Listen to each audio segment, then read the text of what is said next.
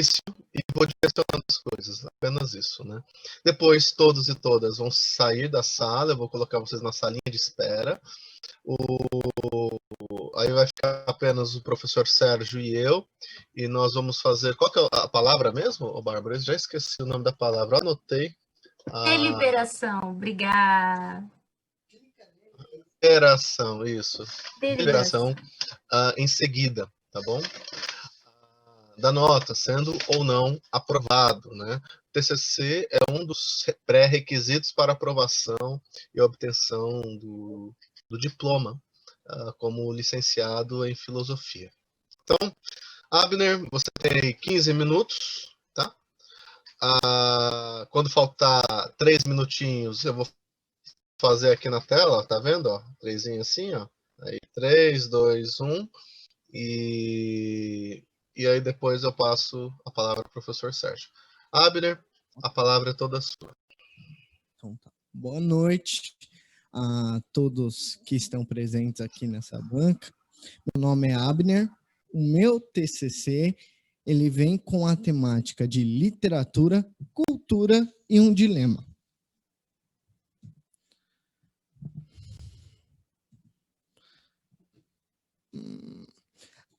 A literatura como o início de uma cultura. Podemos dizer que Homero foi e continua sendo um grande nome da cultura ocidental grega, juntamente com a Ilíada e a Odisseia. E dentro desses dois poemas existem personagens categóricos que representavam as virtudes que o grego devia ou tentaria alcançar, que esses personagens seriam Aquiles, Heitor, Paris, Ulisses, sendo eles a única, não só a única, mas a mais importante referência de virtude que os gregos tinham. Aristóteles, um tempo depois, com a sua obra poética,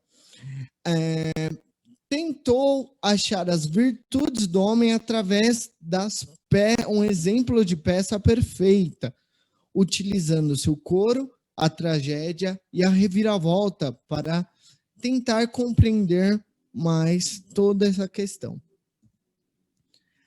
Também temos as Edas islandesas, onde os escandinavos, noruegueses, germânicos, suecos e islandeses também tinham seus personagens categóricos, como Thor, Odin, Loki, sendo esses personagens referência de virtude para a cultura nórdica. A literatura e uma realidade traumatizante. Quando eu cito realidade traumatizante, são em meio às guerras, as várias guerras que o mundo teve. Aqui eu vou citar somente a Primeira Guerra Mundial, que naquela época era acompanhada de loucura, dor e sofrimento. E a literatura, no século XX, ela anestesiava todo esse trauma dessa realidade que se poderia ter através do dia a dia de um soldado na Primeira Guerra. O instrumento que eu utilizei na criação dessa tese de conclusão de curso foi J.R.R. Tolkien, que nasceu em 1892, formou-se em literatura em 1915, no mesmo ano foi requisitado para a Primeira Guerra. No ano de 1916, participou da Batalha do Somme, na França, e em 1920 tem as suas obras, os seus escritos publicados, e nesse mesmo ano se torna um acadêmico, onde leciona literatura e se especializa em filologia, morrendo em 1973. Quais foram as obras de Tolkien? As obras de Tolkien foram O Hobbit, O Senhor dos Anéis, O Silmarillion, Os Contos Inacabados e Os Filhos de Húrin. Tolkien, por ser filólogo, um acadêmico especializado em filologia, em suas obras utilizou de personagens e desses personagens uma simbologia que ficou meio que subliminar para aqueles que leriam a sua obra depois de publicadas. Então vamos lá. Deixa eu só minimizar aqui. Temos o Hobbit, que na história da obra O Hobbit é chamado de Bilbo Bolseiro. A raça dos hobbits adoram comodidades e prazeres. Eles são pequenos e medrosos e andam descalços, pois adoram caminhar. Temos a raça dos anões, que também é muito importante na obra do Hobbit, como Thorin Escudo de Carvalho, ou o Rei sobre a Montanha. Eles são orgulhosos e teimosos, adoram comida e ouro, e são muito unidos, e maior que um hobbit. Temos o Gollum, que é esperto e ambicioso, pequeno, e sempre se intitula nas duas obras, tanto na obra O Hobbit quanto na obra O Senhor dos Anéis, de precioso. O dragão Smaug, que é o guardião severo, ele é esperto, feroz e é um mal em si, pois furta todo o ouro e a montanha onde os anões viviam, tomando para si próprio. Temos o mago Gandalf, que é o poderoso, aquele que dá o destino, o objetivo na história, tanto do Hobbit quanto do Senhor dos Anéis. E é sábio, ele serve como mentor, uma mentoria para os escolhidos e os destinados a certo objetivo. Temos também na história do Hobbit o rei elfo Thranduil, que é soberbo, orgulhoso, ambicioso, audacioso e articulador caso contrariado. Se não for satisfeita a sua vontade, ele pode articular tanto para o bem ou para o mal. Temos Um Anel. Por que este nome? Um Anel.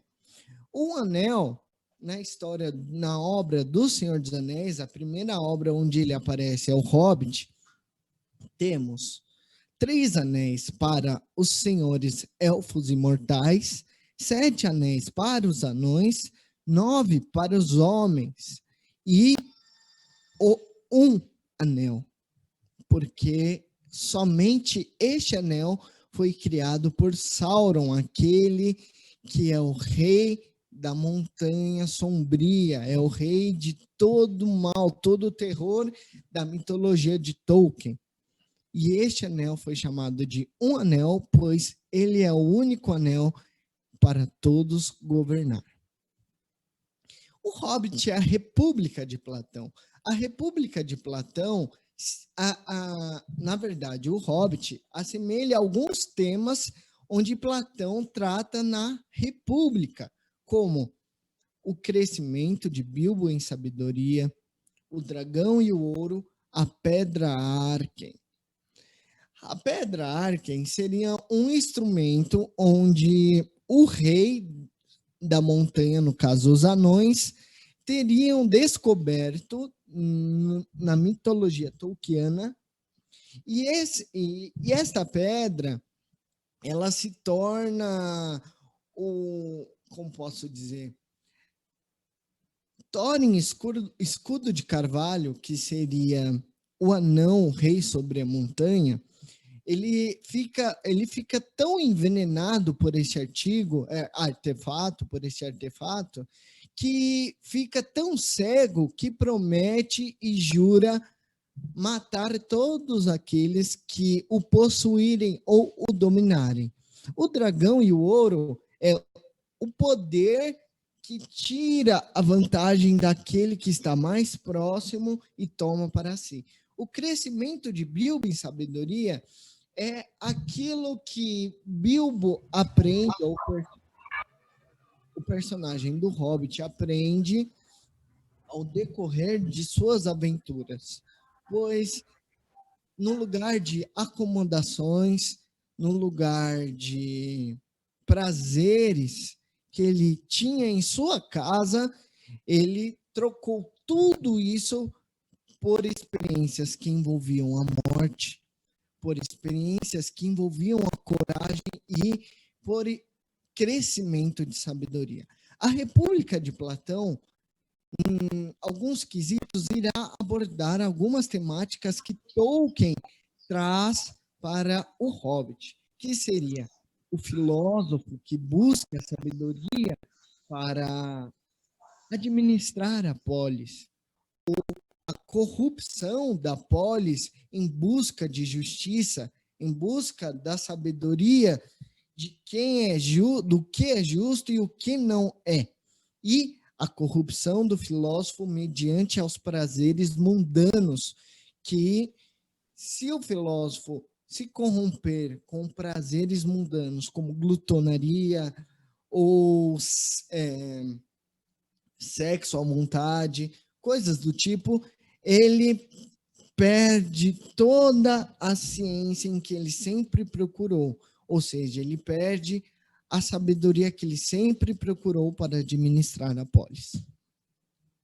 As menções finais são: mediante a literatura, as pessoas hoje buscam respostas fáceis, ao invés de se aprofundar em coisas que levariam tempo.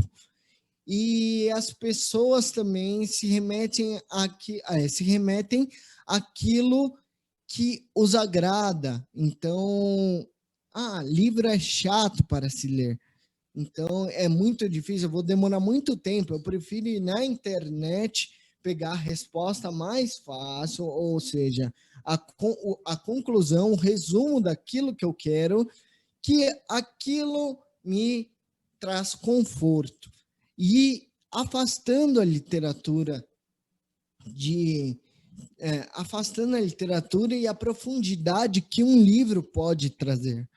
E se nós deixarmos toda a literatura, todas as obras que a literatura nos propõe, é o que Tolkien sempre falou ou tenta reproduzir em suas obras, que é a resiliência, porque mediante a todas as experiências que podemos ter, ou a literatura pode nos trazer, é preciso sim usufruir do momento,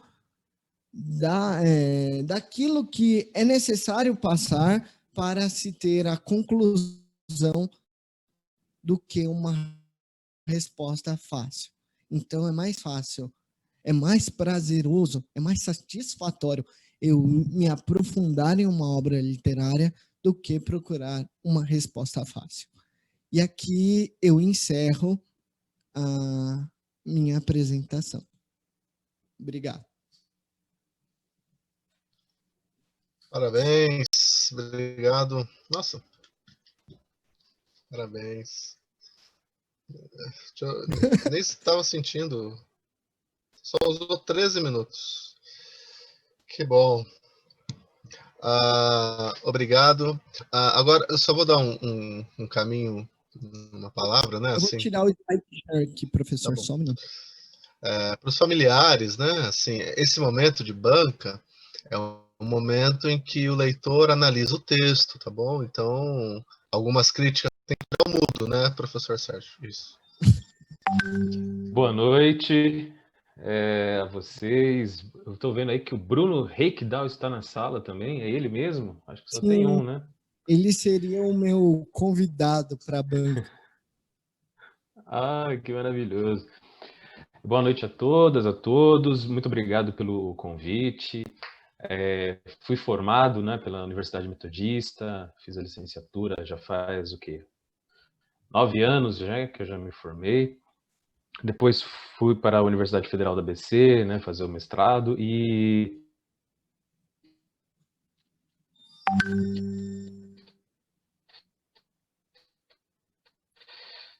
estou muito contente, tá? A gente por aí está agora desse lado, né? Do lado de leitor de um texto, é uma coisa, é sempre muito difícil estar em qualquer lugar, né? Como aluno é difícil, como professor também é difícil. Abner, um prazer conhecer você. Você que está Prazer é aí com meu, esse obrigado. microfone. Não sei se você vai cantar daqui a pouco, não sei se tem tempo Eu dou um para tosse. cantar. Bom, eu li seu texto, recebi seu texto, imprimi aqui, consegui uma impressora, né? Tava difícil, porque ler esse ambiente online para mim é uma coisa horrível. Então você falou que é difícil ler, as pessoas não estão lendo. Eu adoro ler e eu adoro ler no papel, né? Então para mim agora ficou muito melhor que ele está impresso aqui. Então, primeiro parabéns por você ter chegado até esse momento, né? Que chegar até a banca a graduação também, né? Na pós-graduação a gente também está vendo muitos estudantes que estão com muitas dificuldades para encarar o processo e um dos processos principais dele é o processo de escrita, né? Então o estudante chega na graduação, depois vai para a pós-graduação e se defronta com muitas dificuldades. Eu tive muitas dificuldades, acho que o Pascoal também, todo mundo, né? Tem muitas dificuldades com o processo de escrita, né? E com aquilo que se coloca para o mundo da literatura, né? Então, criar um texto literário é muito diferente de criar um texto filosófico, né? Ou um texto de pesquisa em qualquer uma das áreas das humanidades e por aí vai, né? Então, para começar, eu gosto muito de estudos que colocam a filosofia em relação com outras formas de pensar, né? Então, principalmente o cinema. Então, me interessa muito ler textos que fazem uma abordagem filosófica do cinema e também textos que fazem uma abordagem filosófica da literatura, né? Então, pensar filosoficamente essas outras formas de pensar, ou seja, eu estou partindo aqui, ó, puxando sardinha para o nosso lado, estou pensando aqui como Deleuze e Guattari pensam, né, que a filosofia é uma forma de pensar e a arte é uma forma de pensar, né? As artes são formas de pensar. Tanto quanto, só que pensam de outras maneiras, né? Então, toda contribuição nesse sentido me soa muito bem-vinda na universidade, né? A gente tem muitos livros hoje publicados, muitos textos que não estão no âmbito da universidade, mas que abordam essas temáticas. Eu acho que na universidade também é muito importante tê-los. Então, acho muito interessante que você propôs um texto, um estudo que tenha literatura e filosofia, né? E vendo a sua apresentação, que eu acho interessante, e eu acho que daqui a pouco eu vou falar, que tem algumas coisas na sua apresentação que você poderia colocar no texto, né? E a apresentação já é um próprio texto, né?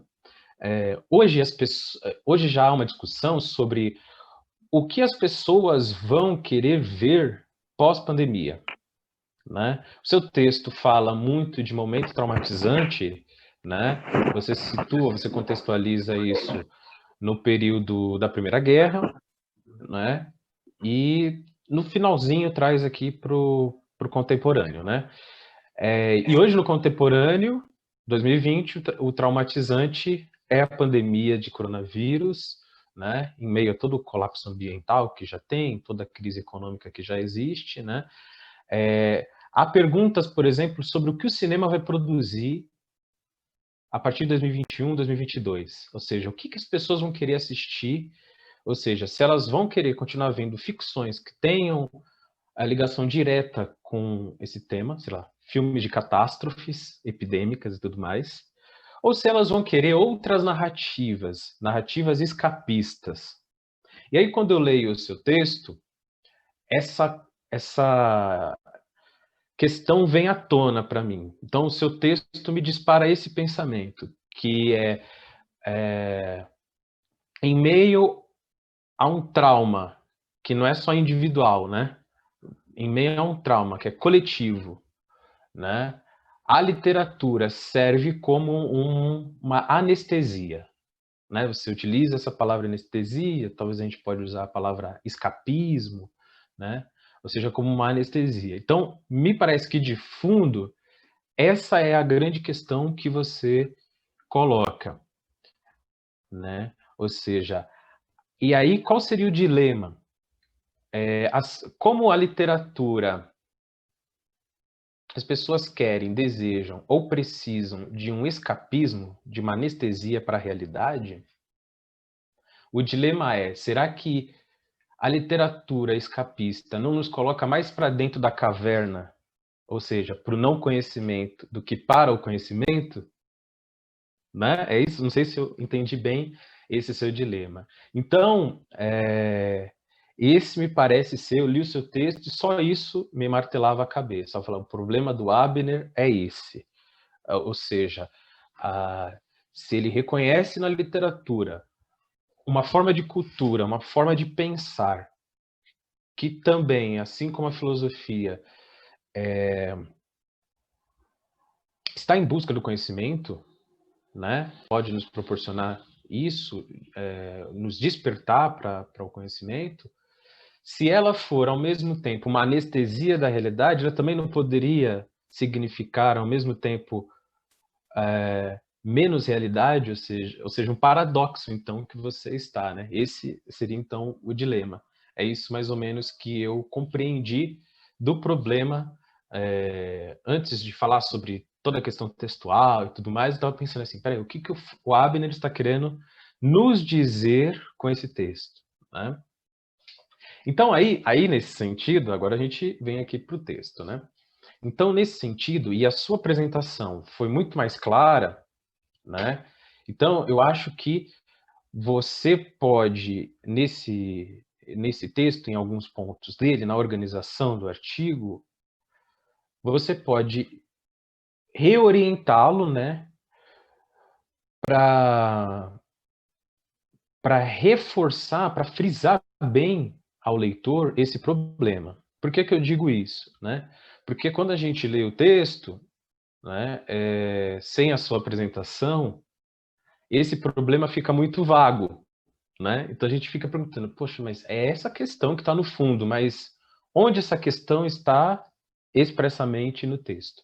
Então, me parece que há você sabe a questão, todos nós já vimos qual é a questão aqui, principalmente por causa da sua apresentação, mas no texto é interessante colocar no resumo, colocar já na introdução, qual é o problema que você aborda, né? Então, o problema de um estudo é uma pergunta, ou seja, o que eu quero responder ou o que eu quero discutir. É uma pergunta que pode ser colocada de um modo bem simples, né?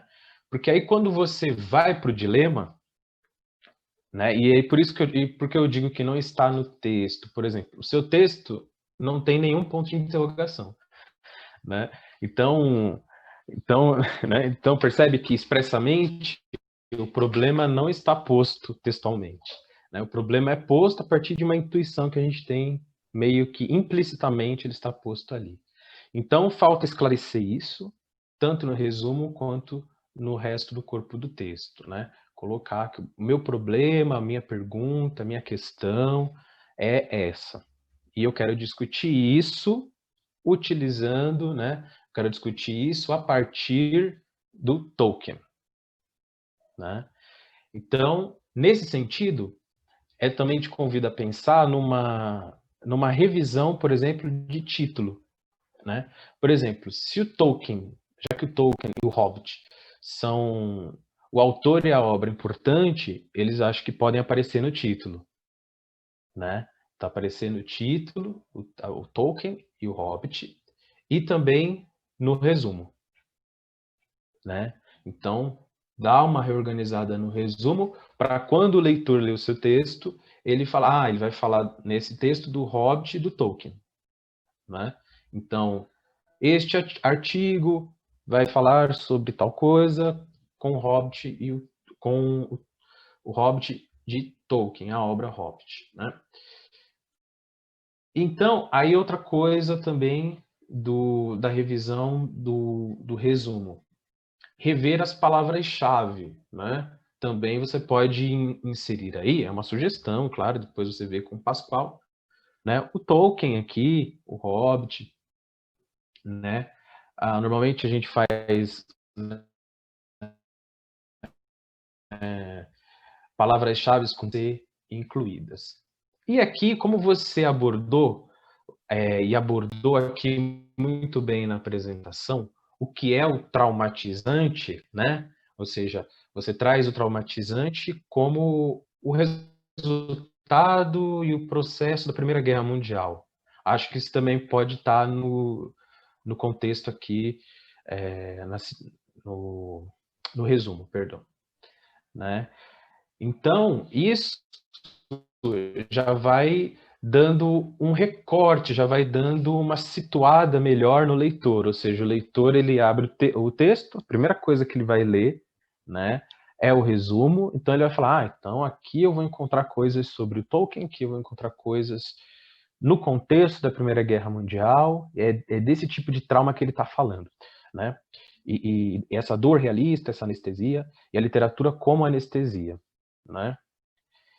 Eu também te convido a pensar e precisa ver como que o curso, qual é a exigência do curso, né? Convidar a pensar também a fazer um resumo em língua estrangeira, né? Inglês, espanhol, não sei qual é a exigência do curso nesse sentido. Por quê? Porque um artigo, quando é publicado, e tem um resumo também em outra língua, faz com que ele possa ter maior repercussão fora do país, né? Ou para pessoas que estão aqui, e aí você tem um maior acesso e tal, né? Bom, disso tudo, então eu falei do problema, falei da sua pergunta, a gente consegue identificar qual é a sua pergunta, embora ela não esteja expressamente no texto, né? Qual é a sua pergunta de pesquisa, né? O seu problema de pesquisa. Agora, o que eu fiquei também um pouco confuso, né, na organização das suas sessões é também sobre o recorte temporal, né? Então, de repente, e isso acontece quando a gente está pensando em fazer uma pesquisa. Inicialmente, a gente quer colocar, vamos falar lá dos gregos até Dark, né? Vamos falar né? Vou falar de Homero a um pouco como os enredos do Joãozinho 30, né? Todo enredo do Joãozinho 30 na Beija-Flor começava lá do Egito para ele explicar a situação em Nilópolis. Então, a gente tem essa coisa épica, né? Um desejo épico, né? E tem a ver com o Tolkien, né? Esse desejo épico de trazer lá dos tempos imemoriais até a contemporaneidade. Então, me parece que ficou muito confusa essa contextualização aqui no início, porque você vem lá do Homero, né? Então, número baixo, bem lá embaixo, depois você faz uma passagem pela questão da Idade Média e o cristianismo, bem rapidamente, né? Bem en passant, fez uma citação do Santo Agostinho ali, e depois vem para a Primeira Guerra Mundial, né? Então você vai para o século XX, aí lá no final você vai fazer uma pequena discussão sobre a literatura hoje, né? Então você percebe que fica fica um pouco delimitado. Então, fazer uma delimitação melhor do contexto em que você vai. Então, por exemplo, se você vai falar sobre o Tolkien, aqui na Primeira Guerra Mundial, esse contexto da Primeira Guerra é o trauma, então pode ser esse o seu momento, o seu estudo de caso, né? Então, eu te convido também a pensar fazer essa análise. Bom, boa parte do seu artigo, então, se dedica a fazer uma relação entre a personalidade de Tolkien e a sua obra, né? Ou seja, uma explicação mesmo, né? Do caráter biográfico dele diretamente revertido na sua obra, nas personagens e nas características das personagens, né? Então, é uma grande apresentação do Tolkien, né? Então, quem não sabe nada do Tolkien, né? Aqui ele vai ficar situado. É importante, esse momento biográfico é importante. Mas eu acho que, conceitualmente, você poderia ter desenvolvido melhor, por exemplo, essa questão que aparece aqui, esse conceito que aparece, eu estava com ele agora, sobre o naturalismo de Tolkien. Né? Então, em algum momento aqui, você fala sobre o naturalismo, ou melhor, o sobrenaturalismo do Tolkien, a crítica que ele faz à alegoria, né? E a maneira como ele trabalha simbolicamente. Então, eu penso que você poderia ter explorado mais, desenvolvido mais esses conceitos a partir do Tolkien, ou seja, o que o Tolkien pensa sobre alegoria. Porque aí depois você vai mostrar a alegoria da caverna, né? E aí a gente já pode criar uma tensão. Porque, de certo modo, você tem aqui uma literatura de formação e você está fazendo uma comparação da literatura de formação do Tolkien com a formação com a alegoria da caverna, né? E lá no início, como uma busca do conhecimento. Então, para fortalecer isso, eu acho interessante você desenvolver melhor, explorar melhor para finalizar, Pascoal, esse conceito de alegoria, de símbolo, de sobrenaturalismo que você cita aqui, né? Além disso, tem outras questões formais aqui, né? Alguns plurais que precisam ser revisados, alguns conectivos.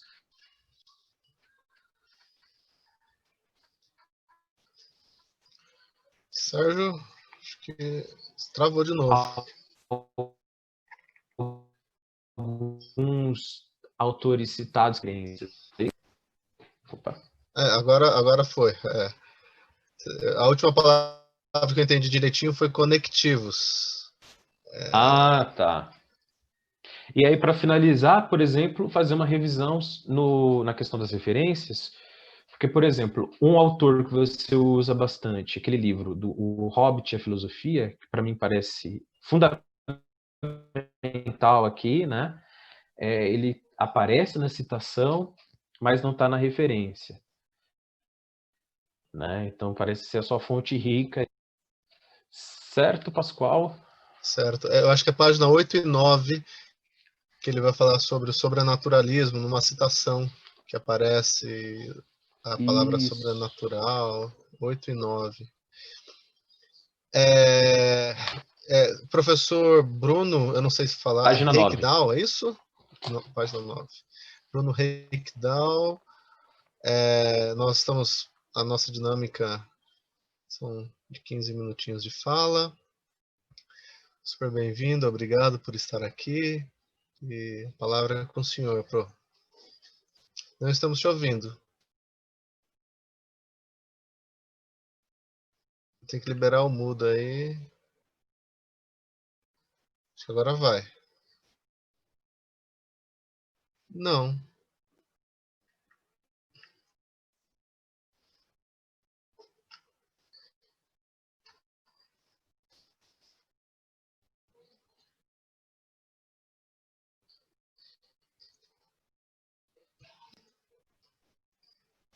Bruno?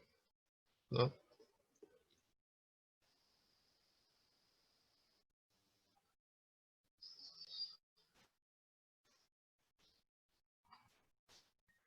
Perdemos o Bruno. Ele caiu? Talvez ele... Não, está aqui. Você conhece ele, ô Sérgio? Conheço.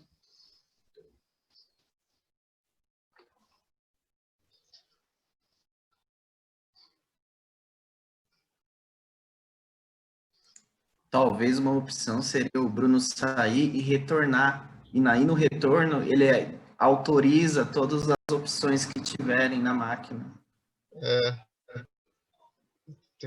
Eu acho...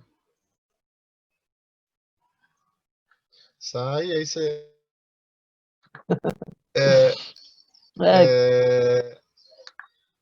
É o que eu vou colocar... Mas se der para falar, a gente vai ouvindo aqui, pra... Tá, tudo bem, melhor. Porque a gente Seria melhor te ver, né? Mas tudo bem. Ou não, viu, José? Pode ser, professor, que não seja tão bom me ver, não. Pode ser que eu vi seja mais interessante. Não, mas brincadeiras à parte. Acho que eu vou começar também, a gente não perder tanto tempo, né? Para poder aproveitar bem aqui. Mas agradecer muito, né, o convite do Abner, de poder ler um tanto. Nós não nos conhecemos, Abner, mas é um prazer poder estar aqui conversando contigo, ter essa confiança aí da gente poder conversar. Muito bom ouvir o Sérgio, faz tempo que a gente não se fala também, hein, camarada? Bom, eu acho que eu vou pular uma boa parte das coisas que eu tinha anotado aqui, para não ser repetitivo, dado que o Sérgio já apresentou boa parte dos conteúdos que eu queria compartilhar com vocês aqui.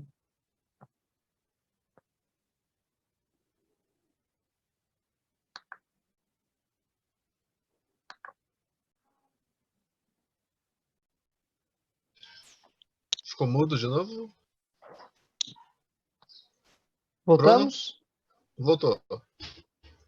Maravilha. Então, deixa eu continuar aqui. Eu não vou repetir algumas coisas, especialmente quanto à forma, que eu acho que a explicação do Sérgio foi muito boa. A leitura dele já foi suficiente para chamar atenção para coisas muito importantes, sabe? Que é quanto ao problema, deixa ele bem esclarecido para a gente, o que talvez faça dar uma revisadinha no título, que pode enriquecer bem o teu trabalho, assim como o resume as palavras-chave, isso pensando nessa primeira fase de apresentação do texto. Porque eu me surpreendi com alguns temas que você traz para a gente na leitura do texto, que o título não necessariamente contemplava. Então, pensar essa coordenação ia ser bacana. Uma segunda coisa que eu acho legal de dar uma olhada, eu gosto muito de um estilo, algo que você arrisca, não sei se propositadamente, mas se foi sensacional, que é de ser mais ensaístico. Eu sou um incentivador de quem quer ter um estilo ou produzir um conteúdo mais de ensaio. Mas para isso a gente também precisa ser chamado a atenção no texto. Você se propõe um artigo científico, que talvez seja a exigência do programa, e aí, diante dessa formatação, imaginando do que seria um artigo, tem certas regras que requerem uma adequação.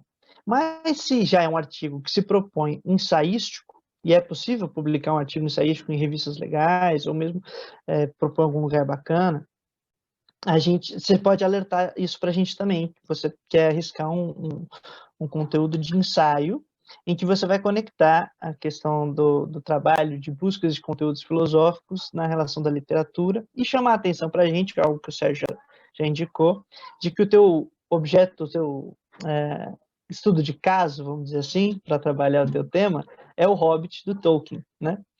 Isso é bacana da gente já ter em mente. Acho que você, quando começou a trabalhar, já estava pensando nisso, mas a gente descobre depois da primeira parte do seu texto que você vai mergulhar no Tolkien. Então, isso já pode ficar de cara para a gente, o que é muito legal para quem está lendo. Então, nessa primeira experiência de leitor, propondo essas coisas. Vale a pena dar uma olhadinha e revisar algumas orações que precisam dar uma melhoradinha para a gente entender melhor o argumento. Tem uma em especial, foi a primeira que me chamou a atenção, que é uma que você lança a mão de fazer uma ponte muito mais sua do que propriamente o texto relacionado com Tolkien, com Aristóteles, por exemplo, a poética de Aristóteles. E o argumento é bom, a ideia é muito boa, mas a oração, como ela está estruturada, não permite a gente sacar qual foi aliás, a gente consegue depois que a gente lê, mas você pode dar uma melhorada para o argumento ficar mais interessante ali nessa leitura que você faz, você propõe o conteúdo ali da poética, logo no começo do texto, tá?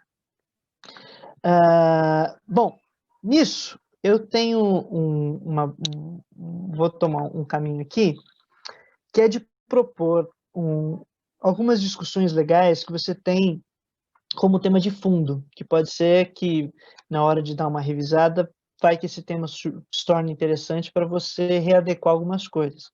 E o tema de fundo, que me pareceu interessante, que é o que você lança logo no começo do texto e depois no final, é que existe um conteúdo que o papel da literatura ou do mito, né, usa esses três termos, poema, escritura e mito, e depois entra a literatura como um correlato desses três.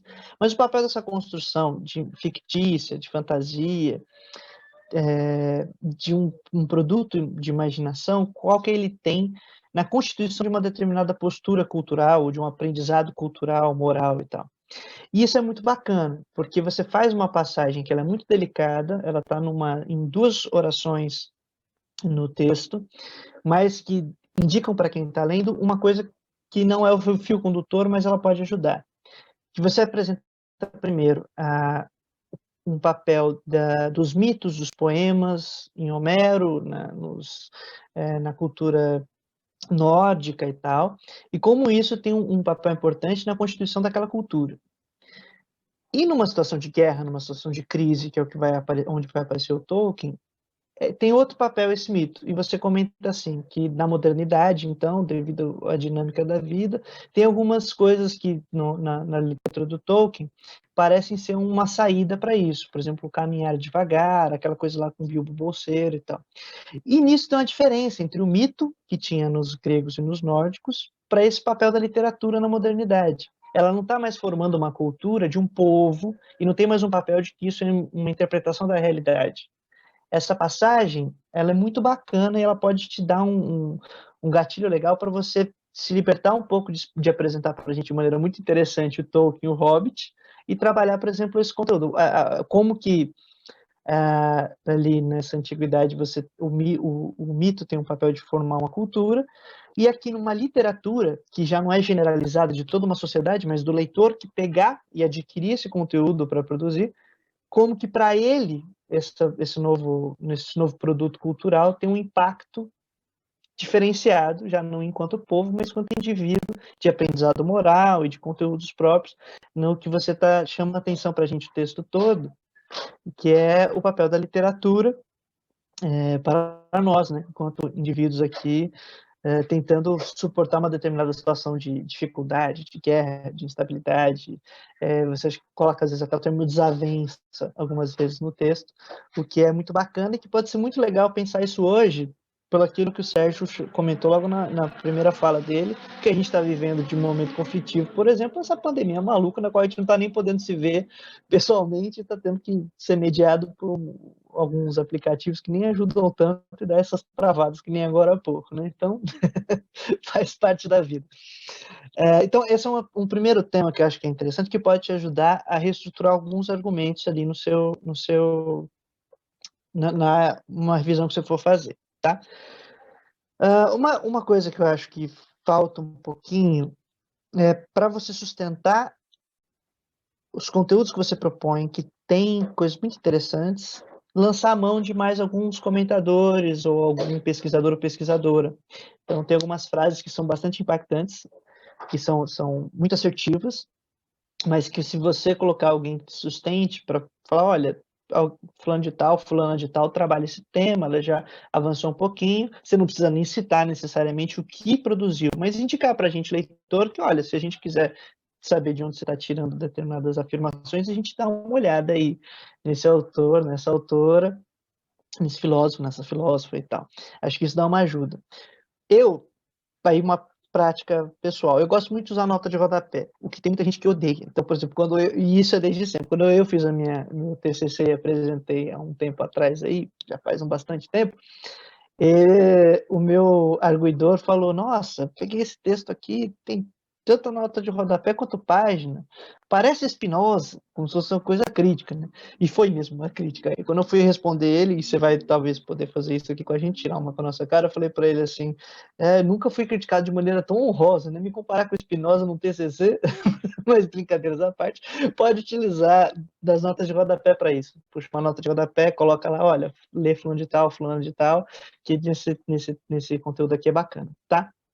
Fica com uma dica aí para você dar mais sustentação para os seus argumentos, para eles não, bem mesmo dentro de um estilo ensaístico, para a gente que está lendo poder ter uma fonte secundária aí legal, acompanhar contigo, tá? E aí as últimas duas coisinhas para não abusar muito do nosso tempo aqui. É mais uma proposta. Caso não goste muito do que eu comentei sobre a passagem, a diferença do mito lá da antiguidade, essa experiência literária de indivíduos, né, que está no teu texto, não é o fio condutor, mas acho que pode dar uma potência muito grande de trabalhar essa coisa aí. É uma outra, que eu acho que essa está até mais no seu tema, na sua tese central. Vou até ler aqui, na página 20 você faz um comentário, se meu computador me ajudar, você utiliza uma frase que ajuda bastante a gente a entender isso, uma tese central que está acompanhando o seu texto. Quer ver? Que está aqui na página 20, e ela também está no começo, ela aparece no seu resumo, por que pareça, aparece na sua introdução, e aparece aqui na página 20 algo muito interessante, que é de uma maneira bastante sucinta, que está assim, o último parágrafo começa com: o ser humano cria tudo a partir de um mundo criado, o que ele irá categorizar como criação primária e secundária, ele e o Tolkien, no caso. E que o universo secundário só pode existir a partir da inspiração dos vislumbres da realidade primária. Isso aparece no seu texto quando você fala sobre os gregos, como eles produzem, os gregos escandinavos, o papel que está cumprindo o mito, Homero e tal. Isso aparece quando você fala sobre a situação de guerra que leva vários autores a começarem a produzir um determinado conteúdo para suportar a sua realidade, e aí você até comenta que mesmo que seja algo imaginário, de fantasia ou ficção, é um conteúdo que parte e está fundamentalmente conectado com as experiências que eles estão vivendo, mesmo que seja, entre aspas, para uma fuga. Não é bem uma fuga que você está propondo, tá ligado? Mas com algo mais interessante, mas nesse sentido. E acho que esse também é um outro caminho legal que você pode tomar para como algo que está acompanhando o seu texto todo, mas que você pode dar uma reforçada se vocês acharem interessante, né, nessa revisada, tá bom? E eu acho que é isso daí, acho que é a última coisinha, para não tomar tanto o nosso tempo, mas agradeço muito a você, Abner, professor Pascoal, Sérgio, bom te ver, e todo mundo que está aqui ouvindo e te acompanhando nesse processo aqui do TCC, beleza? Obrigado, gente, valeu mesmo. Professor, obrigado. Muito bom. Muito obrigado. A banca nem é minha e eu estou fazendo várias anotações, né?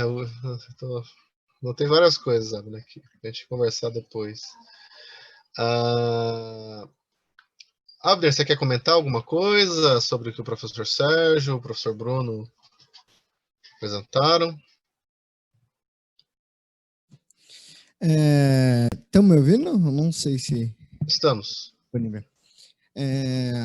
Muito obrigado pelas considerações. Eu tô querendo chorar aqui, mas não posso, porque é uma coisa formal, uma formalidade, então estou me segurando aqui. Mas agradeço muito pelas atenções, mesmo que essas atenções foram minúsculas, eu agradeço porque são questões importantes que eu poderei abordar e rever futuramente num mestrado ou num doutorado. Então, são questões assim que eu levo muito para...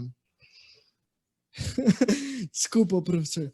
Eu levo muito eu levo muito pro coração mesmo, por questão de aprendizado, porque eu levo isso como uma regra que não se pode faltar. Então, todas essas questões abordadas pelos comentadores foi muito boa. Só gostaria de agradecer mesmo. Obrigado. Sérgio, obrigado, Bruno. Obrigado, Abner. Agora é de praxe, tá, pessoal? Eu vou colocar todos na salinha de espera e depois eu readmito todos, tá bom?